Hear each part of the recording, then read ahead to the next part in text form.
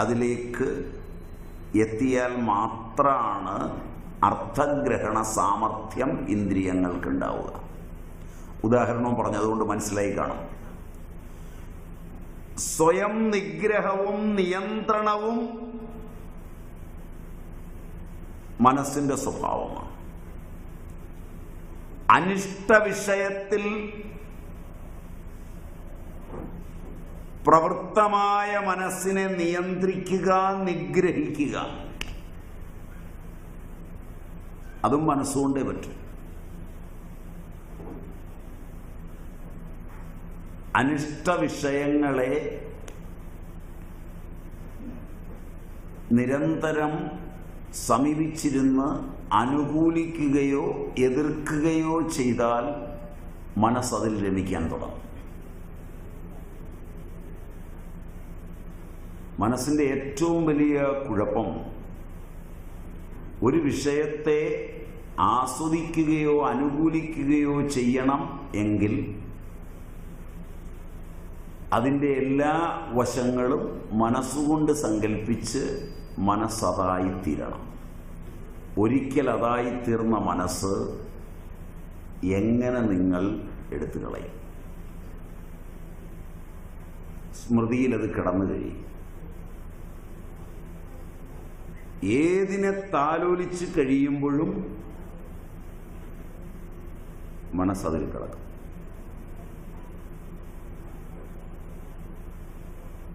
ഇത് നിങ്ങളുടെ എല്ലാ .com-നും എല്ലാ .in-നും അറിയാം.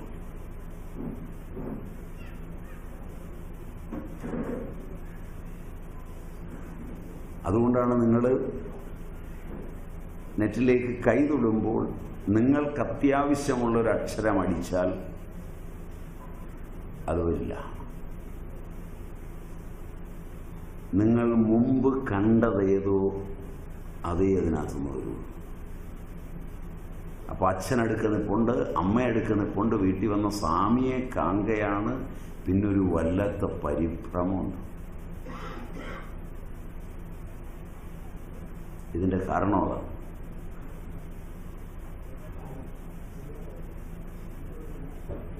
മനസ്സ് അതായി തീർന്നു കഴിഞ്ഞാണ് നിങ്ങളെല്ലാം ആസ്വദിക്കുന്നത്.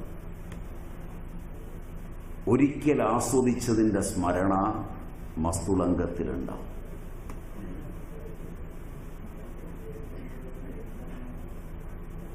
ആവശ്യം നോക്കിയാൽ അനാവശ്യ ഘട്ടത്തിൽ പോലും അത് പുറത്തേക്ക് വരും.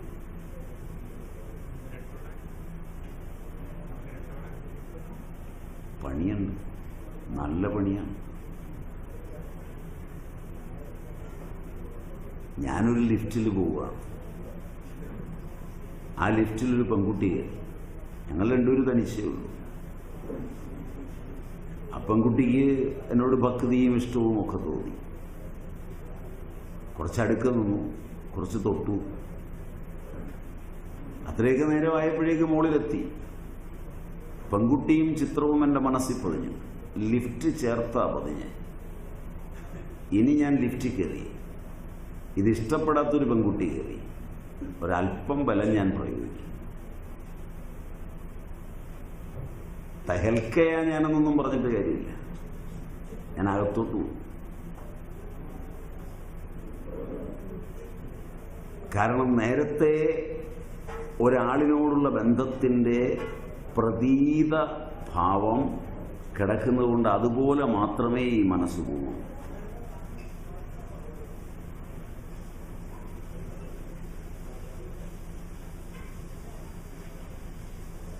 ഇതൊക്കെ അറിയാതെയാണ് ചർച്ചകളും ബഹളങ്ങളും.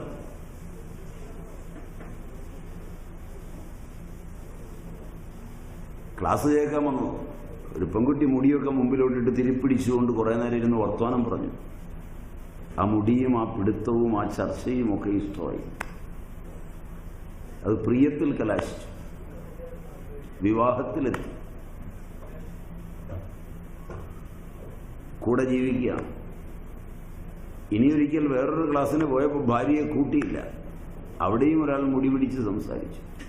പ്രിയം വരും.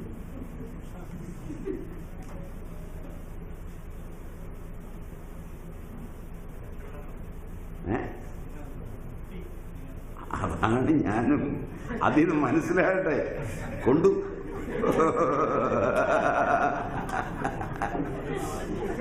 ഇപ്പൊ ഞാൻ മുക്തി പറഞ്ഞു തന്നു കഴിഞ്ഞാൽ മറ്റേയാൾ എന്നെ തല്ലും.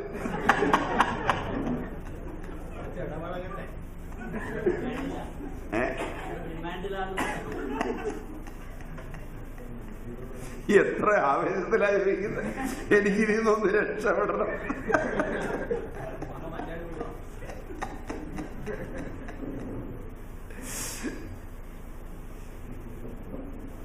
അപ്പൊ ക്ലാസ് മോശമില്ലെന്നാണ് എനിക്ക് തോന്നുന്നത്. നിങ്ങളാരും ചോദിച്ചില്ലെന്നേ ഉള്ളൂ.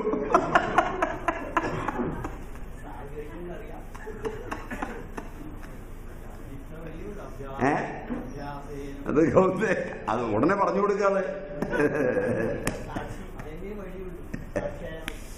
അപ്പൊ അതുകൊണ്ട് മനസ്സിന് ഇന്ദ്രിയ തലങ്ങളിൽ അനിഷ്ട പ്രവർത്തനത്തിൽ ഏർപ്പെട്ടിട്ട് അതിൽ നിന്നുള്ള മോചനം. ഇവിടെ ഞാൻ ഒന്നേ പറഞ്ഞുള്ളൂ, പ്രിയം തോന്നി ആസ്വദിക്കാൻ,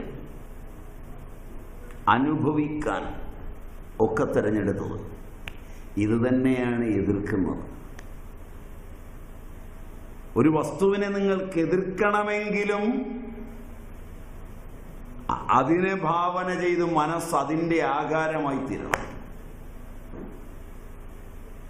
എതിർക്കാൻ മനസ്സ് ഉപയോഗിക്കുമ്പോൾ വേഗത്തിൽ അതിൻ്റെ എല്ലാ വശങ്ങളിലേക്കും മനസ്സ് കയറും.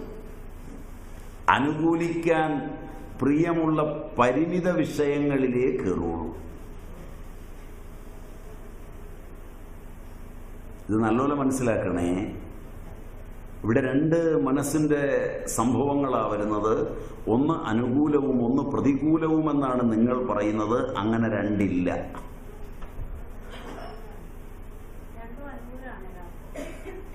അങ്ങനെ രണ്ടില്ല. കാരണം മനസ്സിവിടെ രണ്ടിടത്തും ഒരേപോലെ തന്നെ വിഷയവുമായി ചേരുകയാണ്, വിഷയത്തെ സൃഷ്ടിക്കുകയാണ്.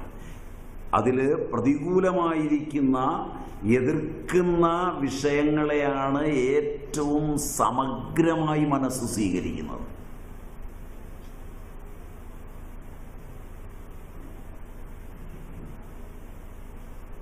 അതുകൊണ്ടാണ് എതിർക്കുന്നതിൽ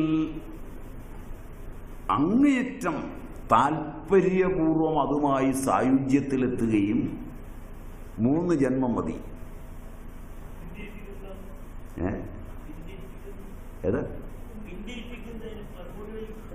അതും മനസ്സുപയോഗിച്ചേ പറ്റുള്ളൂ. കാരണം മനസ്സായി കുണ്ടാൻ വേണ്ടി ചാടിയിരിക്കുന്നു. അപ്പോൾ അങ്ങനെ ചാടിയിട്ടുണ്ടെങ്കിൽ അത് മുമ്പിലോട്ട് വെച്ച് അപഗ്രഥിച്ച് ഉപസംഹരിച്ചെടുക്കണം. അതും മനസ്സിൻ്റെ കളിയാണ്. അതാണ് അതിൽ നിന്ന് അനിഷ്ട വിഷയത്തിൽ പ്രവൃത്തിയിൽ നിന്ന് മനസ്സുകൊണ്ടാണ് മനസ്സിനെ പിന്തിരിപ്പിക്കുന്നത്.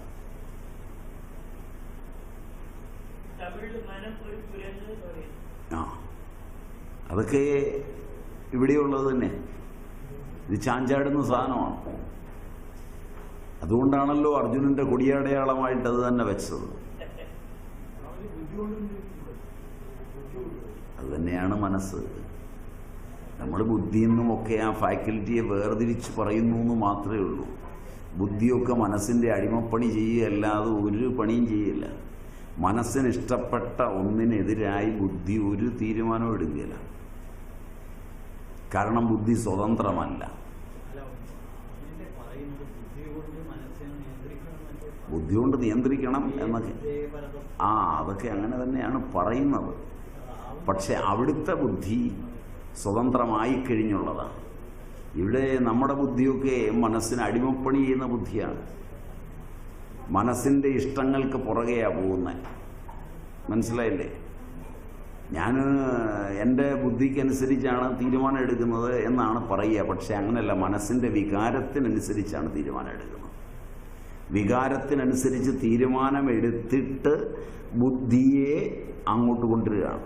ഇതെനിക്ക് പ്രിയങ്കരമാണ്. അതിനെന്തെല്ലാം ഗുണമുണ്ടാകുമെന്നറിയോ?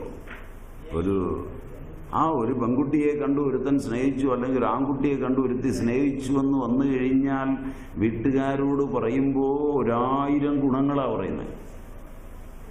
ടൈപ്പ് ചെയ്ത് നോക്കണം.